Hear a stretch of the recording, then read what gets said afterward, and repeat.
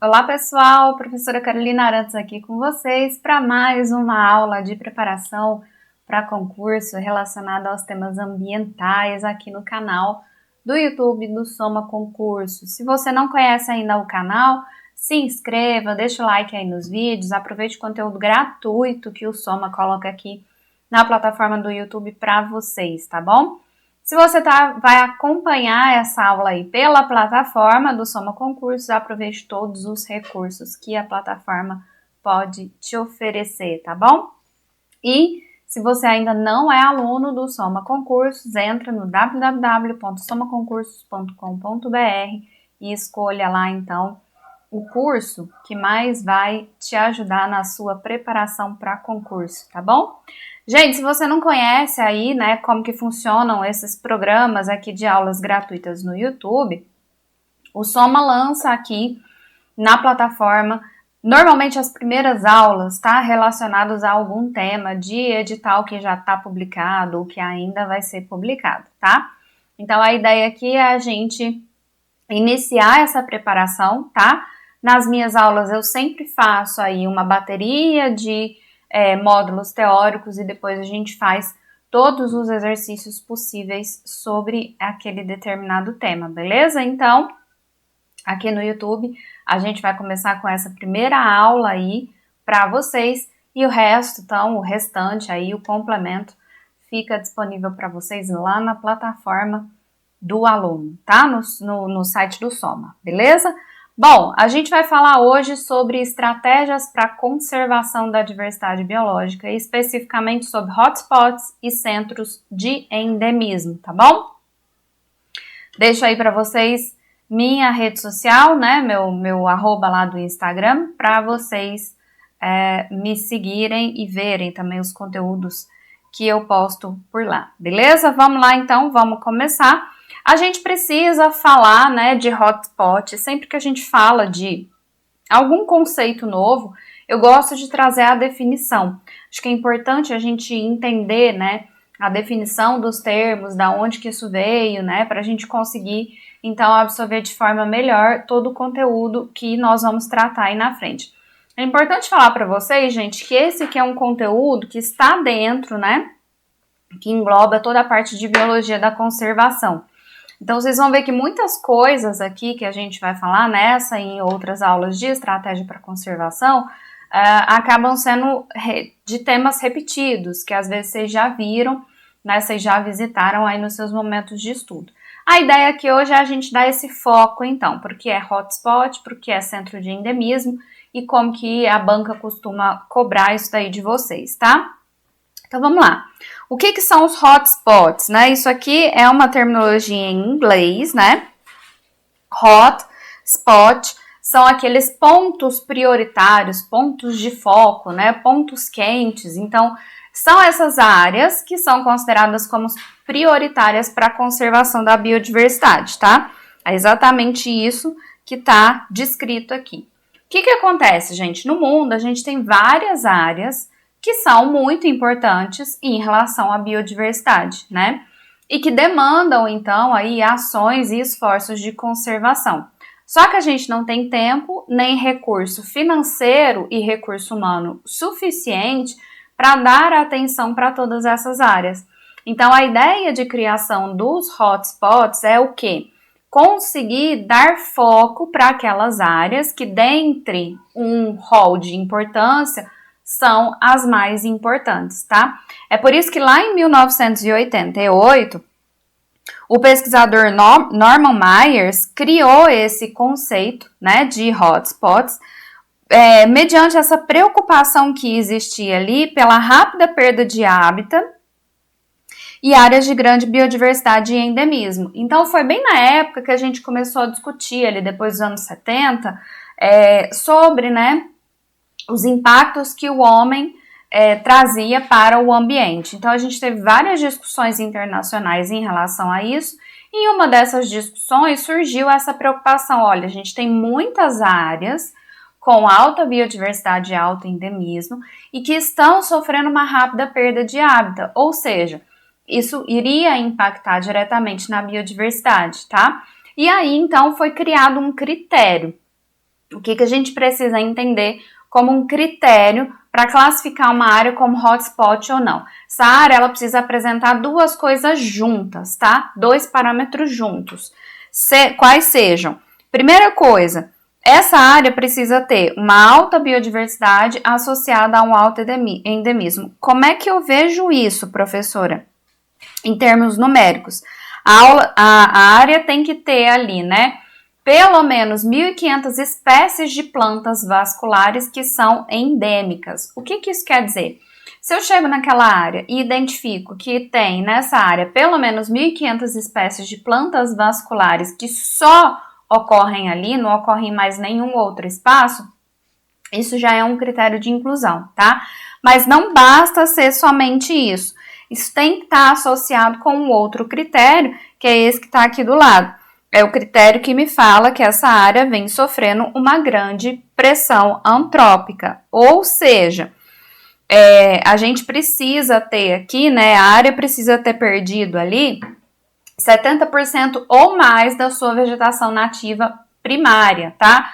Ou ter, né, preservada 30% ou menos de sua vegetação nativa primária. Então, eu tenho que ter um alto endemismo de espécies de plantas, vegetais vasculares, né, mais pelo menos 1.500 espécies endêmicas, e eu preciso ter 70% de comprometimento dessa área, tá? 70% ou mais dessa área já precisa ter sido degradada em termos de vegetação nativa primária, tá? Carol, beleza, mas por que nesse critério a gente inclui só planta? Quando eu falo de biodiversidade, eu não falo de um conjunto de coisas. Exatamente, a gente fala de um conjunto de coisas. Só que o que a gente precisa entender aqui, tá? A gente precisa entender que as plantas, né, os vegetais, eles são a base de várias cadeias alimentares, eles são os produtores, né? Então, por isso, vão ser a base de todas as cadeias alimentares que a gente tem ali, né? Naquela região, naquele ambiente, tá? E lógico que ter muito endemismo desse povo, que é a base da cadeia alimentar, reflete, consequentemente, na composição do que eu tenho aqui no resto dessa cadeia ou dessa teia alimentar. Então, o fato de eu ter, né, um indicativo aqui de que eu tenha uma grande quantidade de espécies vegetais vasculares endêmicas, é sim um indicativo de que eu vou ter também uma alta biodiversidade. Por quê? Essas plantas elas servem de recurso para os outros seres vivos, seja alimentação, seja abrigo, seja movimentação, locomoção, tá?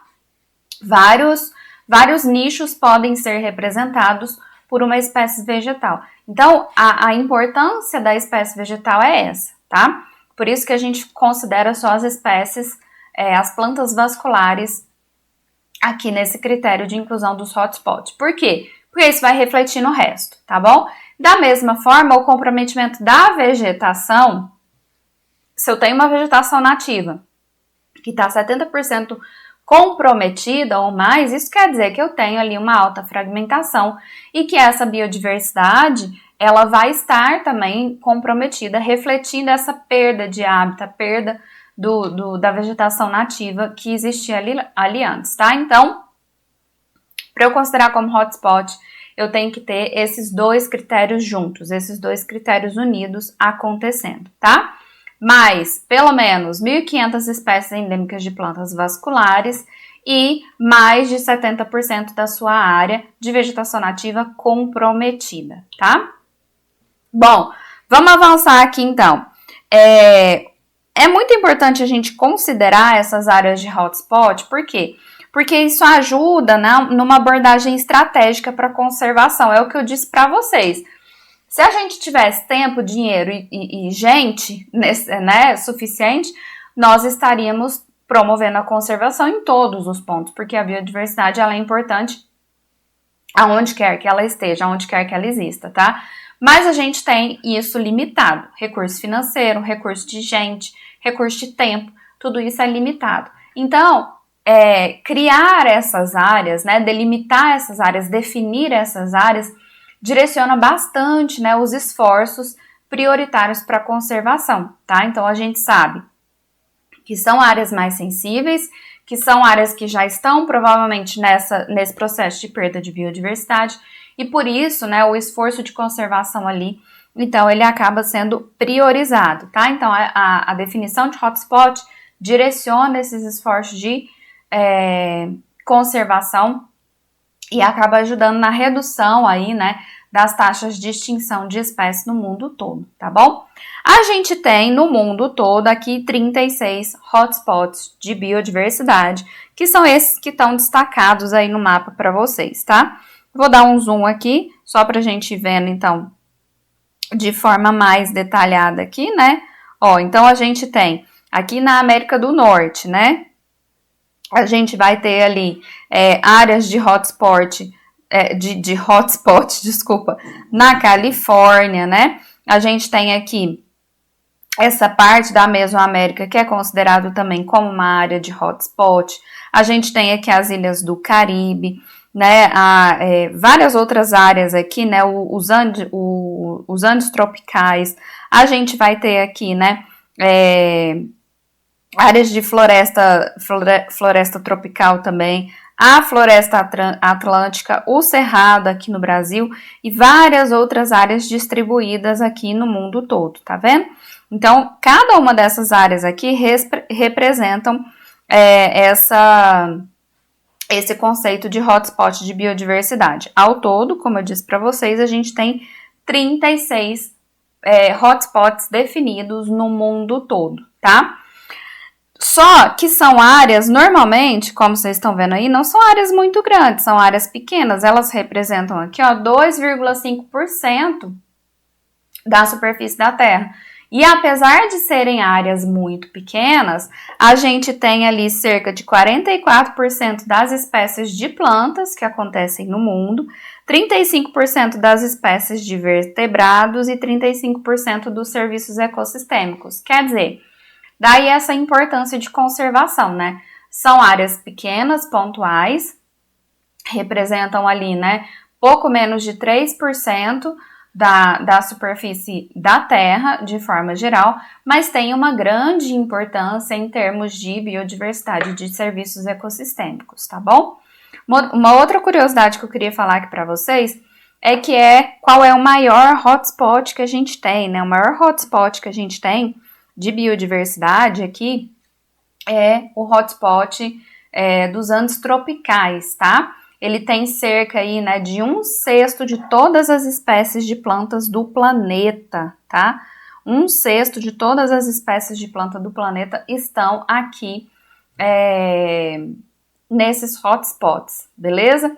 Então, gente, por mais que muitas dessas áreas que estão citadas aqui, nessas 36 áreas, estejam sim, né, coincidam sim com áreas que estão protegidas, a gente ainda tem também uma grande porcentagem dessas áreas que estão em locais onde há essa modificação da paisagem, tá? Onde existe essa modificação da paisagem, principalmente para atividades humanas, né? E isso acaba afetando, obviamente, a biodiversidade. O serviço ecossistêmico é uma das razões para que elas sejam consideradas como hotspot, tá bom? E lembrando que aqui no Brasil, então, a gente tem só dois, que é o Cerrado e a Mata Atlântica ou a Floresta Atlântica, tá? Ok? Vamos continuar, então. Aqui no Brasil, o Cerrado, né, a gente tem aí como um hotspot. Por que ele é um hotspot? Primeiro, né, a gente tem uma grande ameaça nesse bioma. Então, essa imagem que está demonstrada aí para vocês, né, esse mapa aqui, ele mostra a delimitação original do cerrado, tá? E tudo que está em verde é o que a gente tem hoje de vegetação nativa. Então, a gente tem aqui um alto grau de devastação, tá? Dessas áreas, né? Muitas áreas são convertidas da vegetação nativa para um uso alternativo do solo, como é o caso da agropecuária, né, desmatamento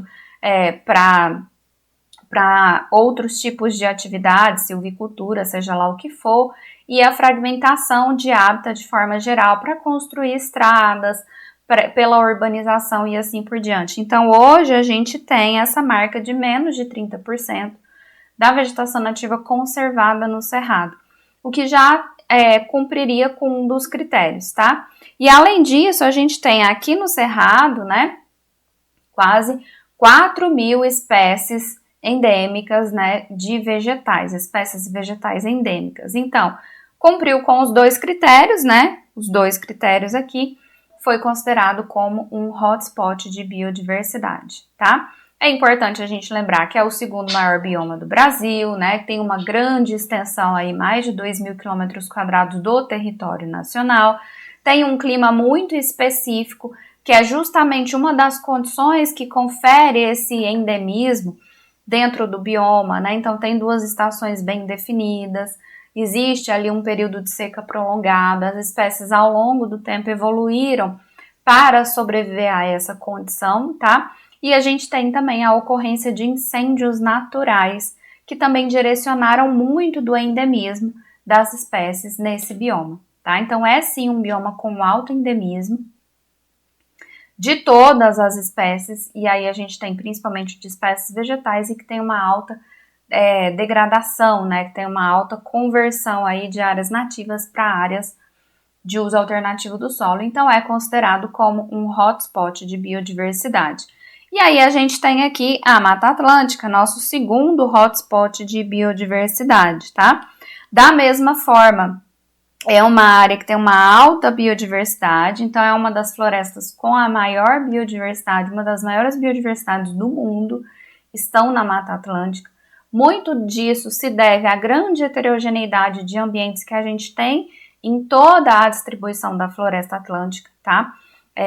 A gente tem desde ambientes úmidos, né, florestas tropicais, até áreas em que a gente tem florestas submetidas à sazonalidade climática também, áreas de manguezal, áreas de restinga, né, essa área ali em contato com a costa brasileira, tudo isso confere essa alta biodiversidade para o bioma, tá?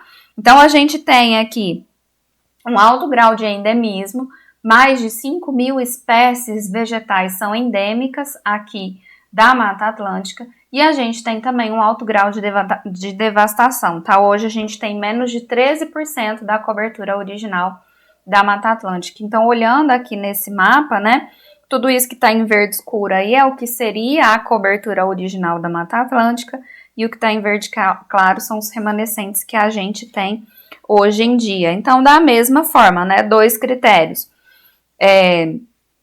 cumpridos aqui, que é o alto endemismo de espécies vegetais e a baixa cobertura de vegetação nativa, fez com que, então, Mata Atlântica fosse considerada como um dos hotspots mundiais, tá bom?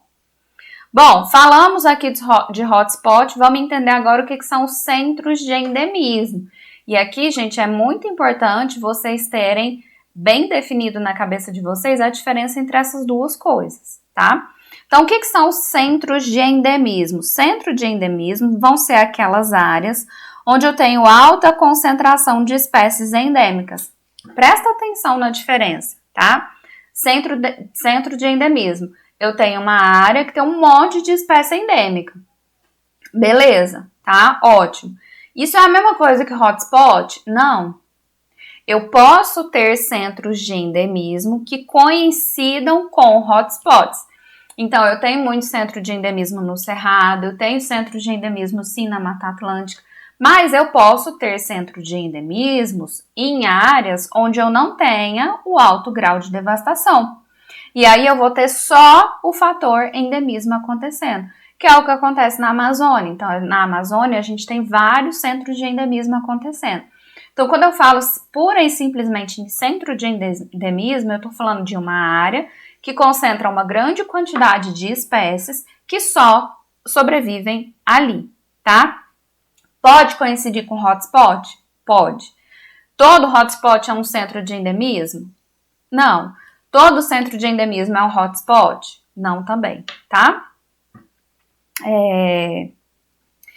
Então, o que caracteriza esses centros de endemismo? É o alto grau de endemismo, né? Que é refletido ali no grau de especificidade do ambiente. Então, todos os ambientes vão ter especificidades, como eu falei lá para vocês, né?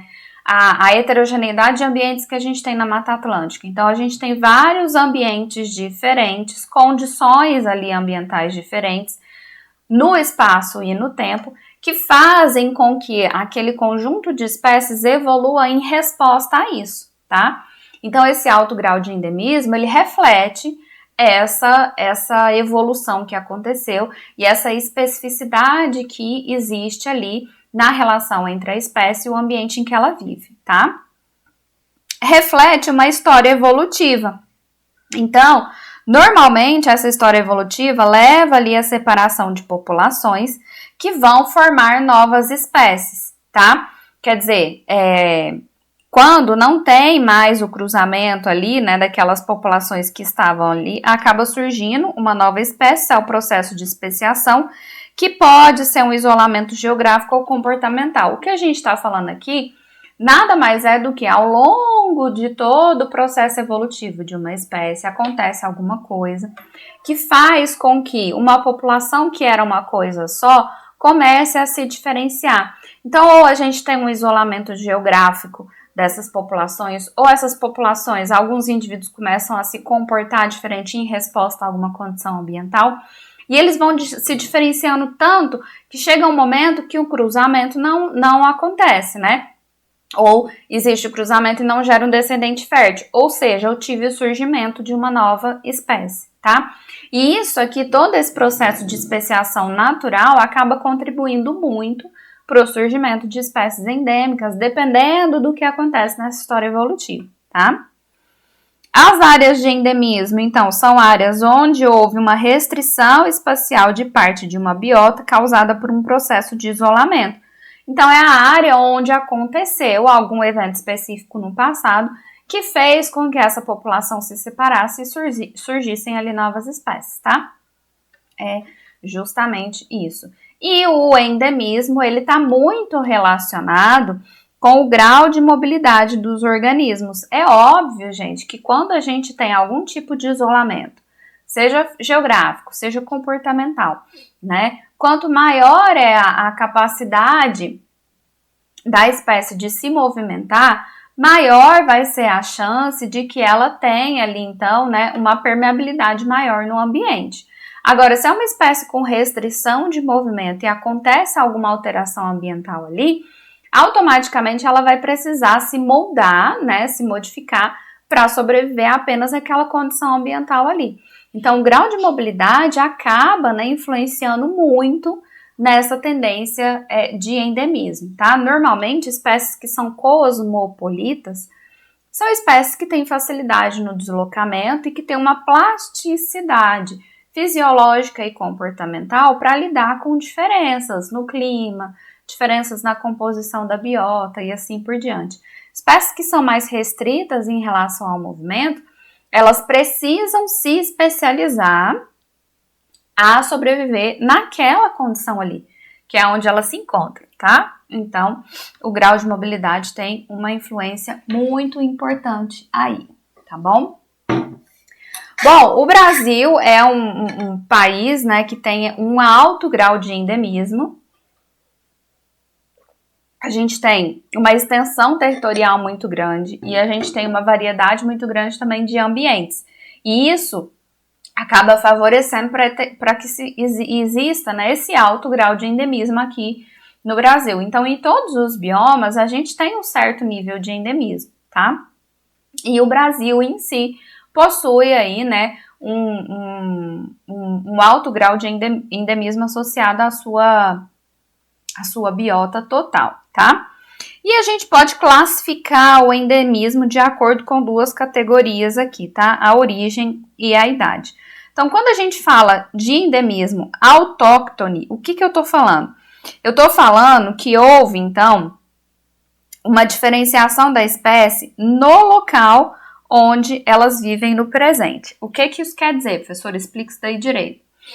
Explico. Olha, eu chego em um determinado local, tá? E eu detecto ali que existe endemismo de uma determinada espécie, tá? Só que quando a gente vai interpretar e estudar, a gente entende o seguinte, olha, existia uma população antigamente nesse mesmo local, tá? Que era uma população mais generalista, e que por conta de algum evento específico no passado, essa população se diferenciou, né? Teve uma diferenciação e formou essa espécie aqui que eu estou estudando agora, né? Nesse local aqui onde eu estou estudando, se diferenciou de outras espécies. Então, essa espécie endêmica que eu estou estudando hoje, ela se diferenciou nesse local onde ela tá? Aqui mesmo. Então, aconteceu tudo aqui mesmo, onde a gente está falando. Isso é o endemismo autóctone. Aconteceu tudo ali naquele local. Quando a gente fala do endemismo alóctones, aí a gente está falando o oposto. A diferenciação dessa espécie aconteceu em outro local, diferente de onde essa espécie está vivendo hoje. É o que a gente chama de relictos taxonômicos e biogeográficos. Então, a diferenciação aconteceu em outro local e essas espécies aí durante o processo evolutivo migraram e agora sobrevivem nesse local onde a gente está estudando, tá? Então, quanto à origem, a gente pode ter o endemismo autóctone ou o endemismo alóctone, tá? Dependendo de onde a diferenciação aconteceu, e a gente pode ter a classificação por idade. Então, a gente tem aquelas espécies endêmicas que são paleoendêmicas. O que isso quer dizer? São espécies que foram muito disseminadas em épocas remotas e estão restritas atualmente. Então, se a gente olha a história evolutiva, é isso que é mais ou menos como o primeiro exemplo que eu dei para vocês. A gente identifica que existia ali, né, espécies com uma abrangência muito grande, tá? E hoje elas acontecem em uma área muito restrita, provavelmente por conta de condição ambiental. Então, a condição ambiental era mais favorável, ela era mais distribuída e hoje ela fica restrita a uma condição específica, tá? Então, são essas espécies endêmicas paleoendêmicas. E a gente tem as espécies neoendêmicas, que são aquelas espécies formadas recentemente, em resposta a algum fator, então, evolutivo também. Mas a formação dela é bem atual, tá? Não existia essa distribuição e aí houve uma restrição, não. Elas foram formadas agora, atualmente, por conta de algum fator ambiental ali que aconteceu, certo? Bom, vamos falar um pouquinho agora dos métodos para identificar o endemismo no Brasil. A gente tem dois métodos principais, que é o método tradicional. O que é feito nesse método tradicional? Uma sobreposição de mapas individuais de espécies. O que a gente faz aqui então? Basicamente, a gente faz os mapas de distribuição de espécies, né? E compara com a área de estudo. Só que não é qualquer espécie, tá? Nesse caso aqui, como a gente quer identificar centro de endemismo, eu tenho que identificar essas espécies com distribuição reduzida, distribuição menorzinha, mais específica. Então, a gente pega esses mapas. Eu estou estudando aqui uma espécie de sapo. Eu vou pegar a distribuição dele. O fulano está estudando uma espécie de orquídea. Pega a distribuição dela. Então, a gente pega todos esses mapas de distribuição de espécies que a gente já sabe que está bem restrita e plota isso tudo, né? Coloca tudo junto ali em uma área de estudo. E aí eu consigo entender, definir ali aonde a gente tem congruência de duas ou mais espécies. Então, eu olhando naquele mapa, eu sei que, olha, aqui tem uma área onde acontece esse sapo endêmico, que pega aqui essa mesma área onde acontece a orquídea endêmica, que pega a mesma área onde acontece, sei lá, uma jaguatirica endêmica, qualquer coisa desse tipo assim, tá? Então, tem mais de duas espécies endêmicas acontecendo em um mesmo local. E ali eu defino, então, aquilo como um centro de endemismo, tá? Isso aqui é a metodologia tradicional, então. Sobrepor esses mapas e identificar congruência de duas ou mais espécies endêmicas acontecendo, tá? A gente tem um outro método, que é o método Morone, que é, na verdade, uma análise de parcimônia. Esse método é um pouquinho mais complexo. Nesse método aqui, o que vai acontecer? Então, ele foi proposto, então, por esse pesquisador, né?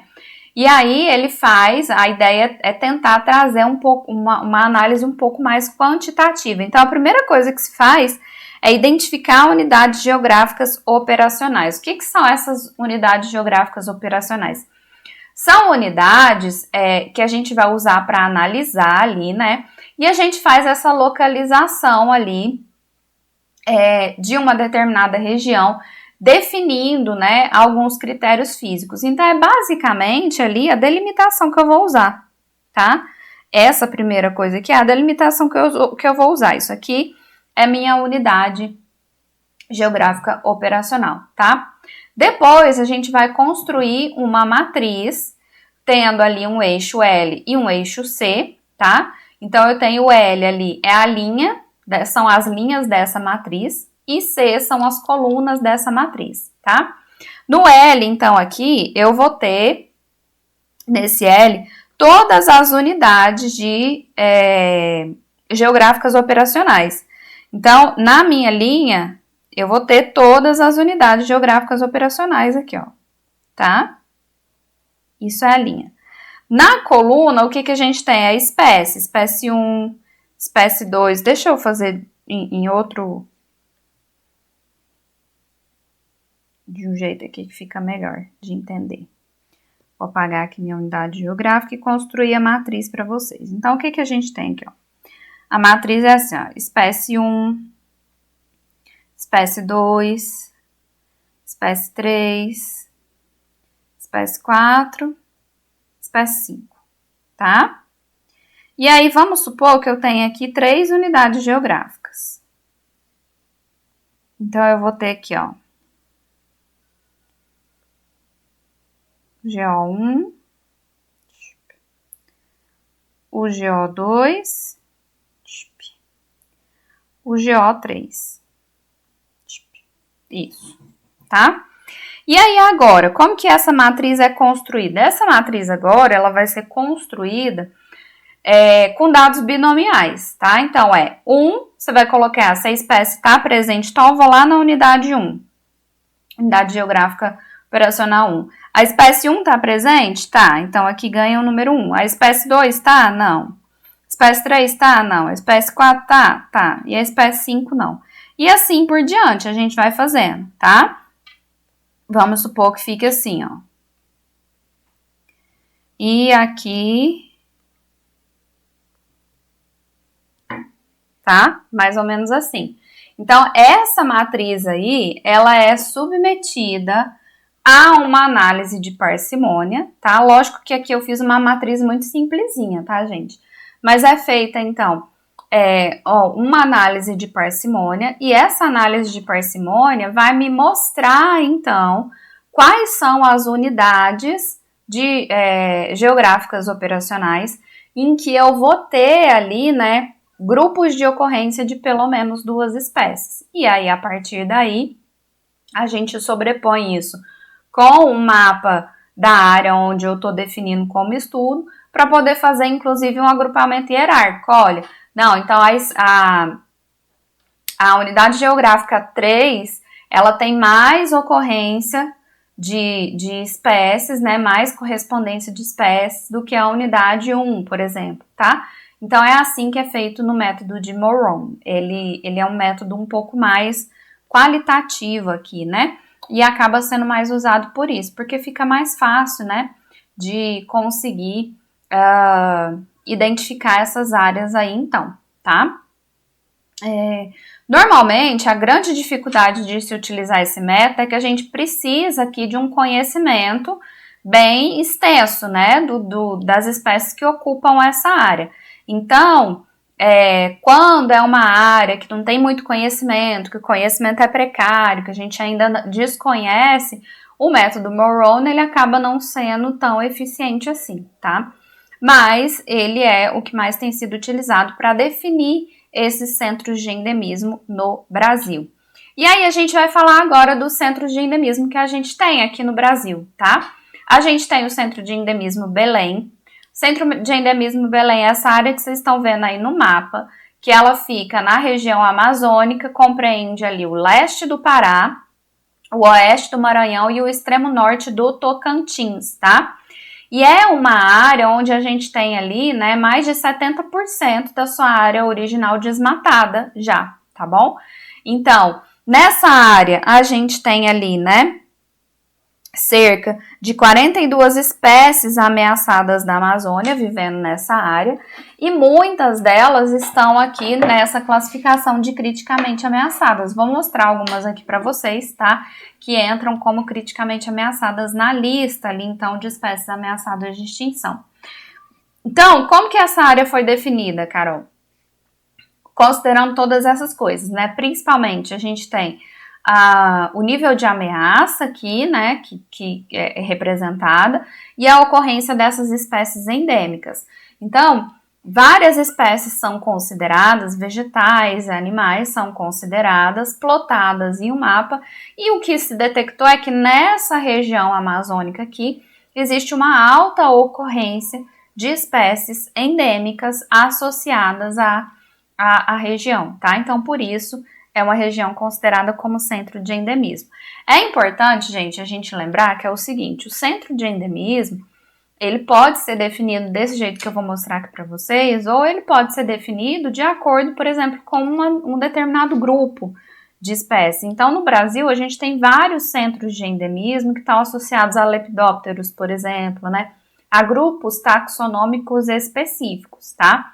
Aqui no caso eu vou mostrar para vocês os grandes centros de endemismo que a gente tem no Brasil, tá? Então aqui no centro de endemismo Belém, a gente tem como espécie criticamente ameaçada o cuxil preto, então que é esse macaco aqui, que vocês estão vendo aí na imagem, que tem a ocorrência, né, aqui nessa região da Amazônia. A gente tem o macaco caiarara, também representado aqui na foto, espécie criticamente ameaçada e com representação aí nessa região amazônica. O mutum pinima, na verdade, era uma espécie considerada inclusive extinta e foi avistada aí novamente em 2017, mas a gente não tem registro, o único registro que a gente tem é esse registro de museu, né? O que se sabe é que existe sim indivíduos na natureza, mas não houve registro deles ainda lá na natureza. Então, saiu de espécie extinta e veio para a espécie criticamente ameaçada. E a gente tem o jacamim de costa escura, também aí como uma espécie criticamente ameaçada desse centro de endemismo Belém, tá? Qual que é a importância de definição desse centro de endemismo?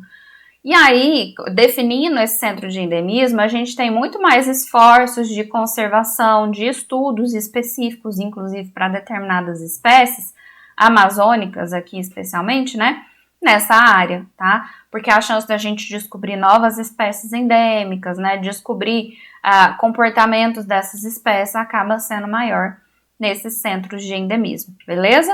E a gente tem o centro de endemismo Pernambuco. O centro de endemismo Pernambuco, ele pega aqui na região da Mata Atlântica, ao norte do Rio São Francisco. Então, tá aqui, né, o estado de Pernambuco, e toda essa área de Mata Atlântica que a gente tem ao norte do Rio São Francisco, então aqui tá a delimitação de Mata Atlântica, né, nessa região aqui, é considerado como centro de endemismo. Existe um alto endemismo nessa região, né, que tem 2/3 de todas as aves da Mata Atlântica e 8% das espécies de vegetação lenhosa. Quer dizer, a gente não tem, assim, uma ampla distribuição de Mata Atlântica no Brasil? Não, né? Mas nessa área, pra vocês terem noção, né, nessa área, que é uma área pequena, não é uma área grande, o estado de Pernambuco não é uma área grande, essa região norte, né, em especial aqui essa região norte do Rio São Francisco também não é uma área grande, mas ela tem 2/3 de todas as aves que acontecem na Mata Atlântica e 8% das espécies vegetais lenhosas, por isso considerada então também como um centro de endemismo aqui no Brasil, tá? Como eu disse para vocês, a gente tem várias outras áreas aqui no Brasil que são consideradas como centro de endemismo, não só essas que a gente citou aqui, tá? Mas essas são as maiores que têm, né, uma distribuição mais ampla aí então, beleza? Vou encerrar o nosso módulo de teoria por aqui e a gente volta na próxima aula só para fazer exercícios sobre esse tema, ok? Até lá, tchau!